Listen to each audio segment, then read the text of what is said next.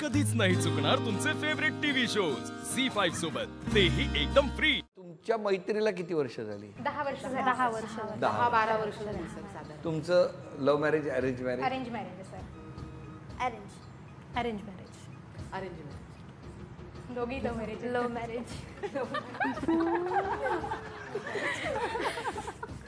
तुमचं कसं जमलं? माझं वडिलांच्या मित्राने जमवलं। शुगर फॅक्टरीमध्ये वडील आहेत, तर त्यांच्या मित्राने आणलं मला स्थळ। आणि बघितल्याबरोबर पसंत केलं? हो, माझं लग्न 15 दिवसामध्ये जमलं आणि 15 दिवसातच झालं। काय एवढी घाई? वडिलांना होती सर, मग झालं। तुमचं? माझं स्थळ बघत होतो आणि मग त्यात आमची ओळख झाली आणि घरी सांगितलं आणि लगेच मग ते स्थळ बघत होतो, तुमची ओळख झाली म्हणजे कसं काय? स्थळ बघत होतो म्हणजे घरी एकमेकांना सांगितलं आणि मग सगळे बघायला आले वगैरे ठरवलं आणि मग भेटलात ना तुम्ही? हां, मग ते सांगा ना तुम्ही। तुमचं? माझं म्हणजे मावशीचे मिस्टर काका आमच्या त्यांनी स्थळ दाखवलं, नातेवाईकातच म्हणजे रिलेटिव्ह मध्येच झालं। तर माझ्या लग्नाचा तर वेगळाच किस्सा।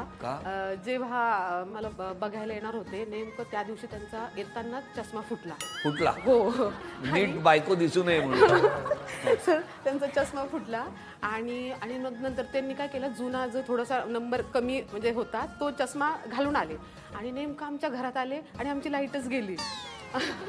हालत होते त्यांचे। आणि सर लाईट गेली आणि मग ना त्यांनी कुणाला सांगितलं नाही, मी मुलीला बघितलंच नाही, पूर्ण काही दिसलंच नाही मला, म्हणजे फक्त अंधूक दिसलं आणि तेव्हा खूप बारीक होते, ते म्हटले काहीतरी असं बारीक दिसलं फक्त मला, पण एवढं मला काही दिसलं नाही। आणि सर मग त्यांनी मला नकार कळवला। प्रॉब्लेम त्यांचा, चष्मा त्यांचा, मग नकार कळवला? त्यांनी नकार कळवला आणि नंतर मग एक विवाह मंडळामध्ये माझा फोटो होता आणि मग त्यांनी म्हटले नाही, मला ही मुलीबरोबर, मला हीच मुलगी बघायला जायचं म्हणून आपल्याला। आणि मग ते परत आमच्याबरोबर फोन आला, तर मग आईंनी माझ्या मम्मीने सांगितलं की नाही तुम्ही येऊन गेलात, नाही म्हणे मुलगा आता म्हणतोय मला त्याच मुलीबरोबर लग्न करायचं। आणि नंतर कळालं फोटोची म्हणजे तेच आले म्हणून नंतर कळालं आम्हाला। दोनदा आले म्हणजे? हो। पण झालं ना व्यवस्थित? हो, छान। खुश आहेत ना ते? खुश आहे, व्हेरी। खुश आहे। तुमचं कसं काय?